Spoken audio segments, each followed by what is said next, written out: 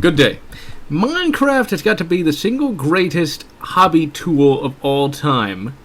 Mainly because when you build models, or when you build with Legos, you have to find a place to store whatever it is you build. And that can be easier said than done if you have quite a few models. There's only so much room for so many boxes. But with Minecraft, all of this is done on the computer, and actually the files are really small. So it makes building large-scale models much easier. And today we are going to take a look at part 1 of my Minecraft creations. And here we are with my Minecraft world proper. Now, part of this world was built using simply mined materials, but I have actually installed quite a few mods.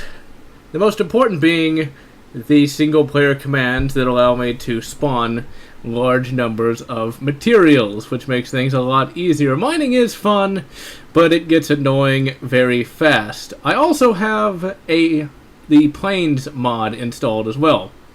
And I'm using a much older version of Minecraft. I recorded this footage some time ago, and just now I've been able to get around to actually recording the audio. And as you can see, I still have some stuff on the track. But anyway, all that's inconsequential. I'm still using Minecraft 1.4, which means I don't actually have the powered rail. The mod I'm using for the minecarts is the infinite powered minecarts, which I think I like more than the powered rail itself. And as you can see, this is just one transfer station amongst quite the multitude. I mean, I have numerous transfer stations that have numerous destinations as well. One of the other mods I have is the SDK gun mod. Now, we're first going to take a look at what lies beyond this mountain. And the first thing we're actually going to take a look at is what I like to call the communication station. And to build this particular station, which you'll probably be able to see right about now, I actually used one of the SDK tools. The SDK mod includes a lot of different items like guns, but it also includes parachutes and scuba tanks. And building something that big, that high up, required a parachute, because let's face it, we all fall now and again. Just about every building in my Minecraft world acts as a transfer station.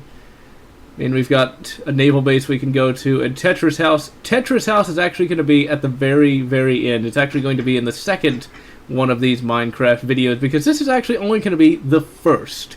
And we're just going to look at the stuff on one side of this large lake. On one side of the pond. Now, we're actually looking at my first spawn area, but most of the stuff is now in an area that I basically moved to. And since, once again, this is a very early version of Minecraft, I can't actually set my spawn point with the bed. Now, as you can see, this is the communication satellite. There's the communication uplink. That's my Minecraft computer design. It looks pretty much like a computer. And then here's the large-scale Minecraft computer design with large numbers of monitors and things of that nature. And, of course, this is like the server room. That way you can get good cable in the Minecraft world. Be able to watch old episodes of Star Trek. As you can see, I use gold blocks for the solar panels. And this is supposed to be the control cabin. Be able to control where the satellite goes, I guess. Although why you'd want to control a satellite, I'm not exactly sure. But anyway, and you'll probably notice my Minecraft looks a bit different. I'm actually using a high-res texture pack, and everything looks really good. And probably my little Minecraft guy's getting irradiated because we're now in the engine room. Just used a bunch of redstone torches because they look techy, I guess.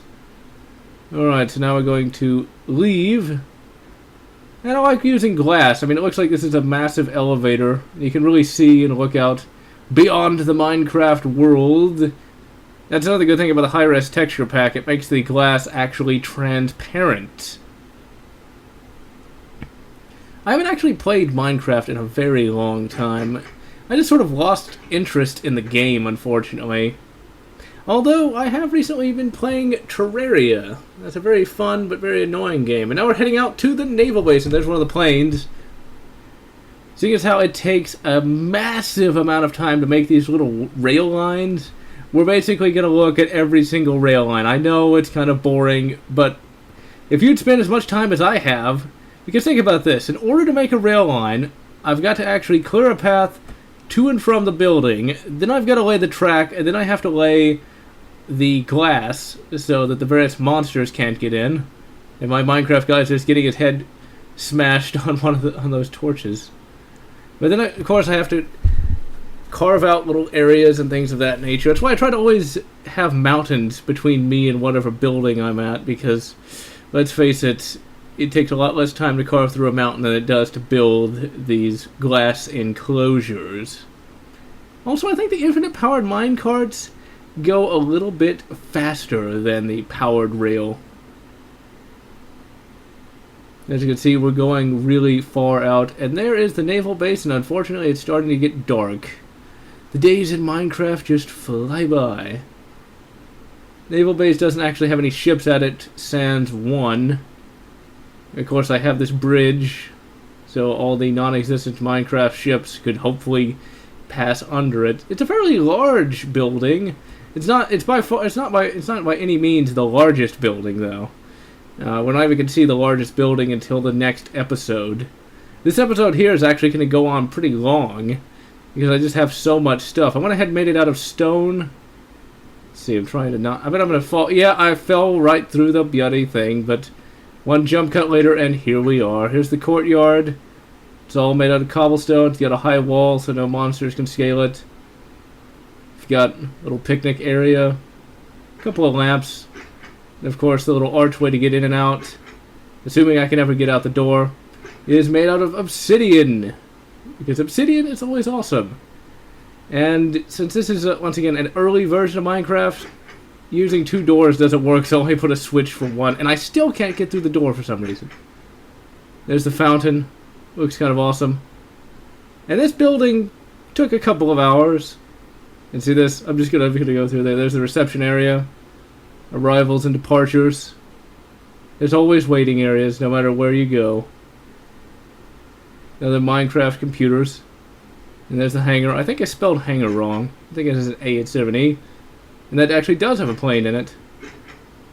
Still can't get through that door. That large metal area goes to the underground, which we'll look at later. Here's the only ship. This is not even close to the largest ship. It's just a little gunboat kind of thing. It's got some cargo in it.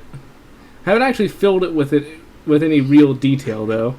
And I think a pig just drowned, which was kind of random. And here's the underground facility. We'll explore the second floor later. It's just some Minecraft computers, and that's about it. And we now go deep into the bowels of the earth. But not that deep. As you can see, you got a massive room here. It took a long time to hollow out, that's for sure. I don't think there was even a natural cavern here. Of course, going now to the main ops area, which is at the very center of the earth. I remember when I first started playing this game with Timpedia, actually.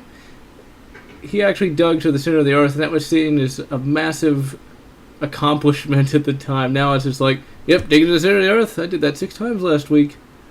And as you can see, I use a different styled lighting system in addition to the torches. Sort of like a fluorescent lighting kind of thing. We'll look at that a little bit later, too. I did try to get an elevator mod to work, and it would make the game crash. Not really sure why I did that. I installed it properly, but probably it was conflicting with other mods.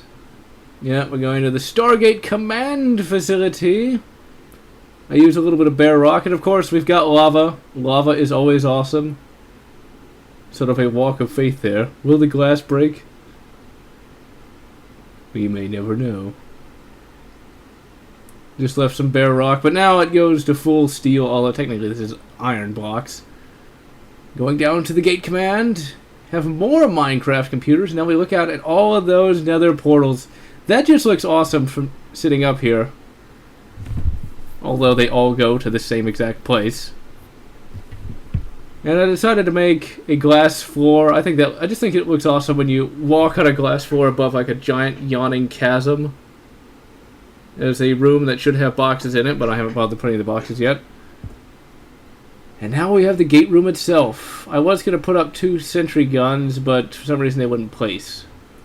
You've got a portal to Oblivion. You've got a portal to the Empire, the Warhammer Empire, that is. Portal to Hoth, going to be really cold. You've got a portal to Ferelden, also going to be cold. And, of course, a portal to the Nether Research Facility. And we get taken away. Entering Nether. The terrain literally has to build. I've built a pretty decent Nether facility. Although there's no minecarts, though. As you can see, we are in hell. Unfortunately, both of those portals lead to a different Nether portal. It doesn't actually lead back to the Stargate facility. I'm not really sure why either. And of course, the armory here actually has some boxes, but there's nothing in them. But hey, it looks cool. Here's the gate control room. Well, of course, we have even more Minecraft computers. And a big Minecraft computer, because it takes a lot of computing power to compute the destination for the Stargate facility. And see, that's the thing about Minecraft. You just can use your imagination so much in this. I mean, sure, you might imagine it doing something, even if it really doesn't. And of course, that one switch opens up all those doors, and we have a hangar here with a plane. I thought the plane might have been destroyed. Flying in the Nether is not easy. Half the time I end up getting drowned in lava, and then promptly melted, but you get the idea. But can one really drown in lava? I guess you'd be dead before you drowned. You'd just be so much melted skin. And now we take the long walk to the Nether Research Facility. Now the main reason why there aren't any rail lines in the Nether is because it would have taken far too long to create. Essentially, I did not want to see any Nether in the tunnel, or Nether rack rather, in the tunnel. Basically because, you know, the in-universe explanation is this. If there were actual scientists working in the Nether, they would go mad from seeing the Nether rack. At least that's what I'm going to say. It's not that I'm extremely lazy, it's just that I'm extremely lazy. But anyway, now the reason why these tunnels are so long is because I wanted to build the actual Nether Research Facility on top one of the plateaus. But that was easier said than done. And essentially, the closest plateau was actually really far away, and I didn't want to build another Nether portal because I'd actually already had a little Nether facility built back when I was still using mined materials. So yeah, it was kind of not the best idea, but who cares? And of course, all of this took, I don't know how many hours, just clearing away all of the Nether rack. And there's the Nether itself. Probably some very bombastic music should be playing. And here's the Nether Research Facility itself. It's pretty basic, just a couple of Minecraft computers, a meeting table, because we all have to have those, and an observation point. Not for the faint-hearted, because it's a giant drop if that glass breaks.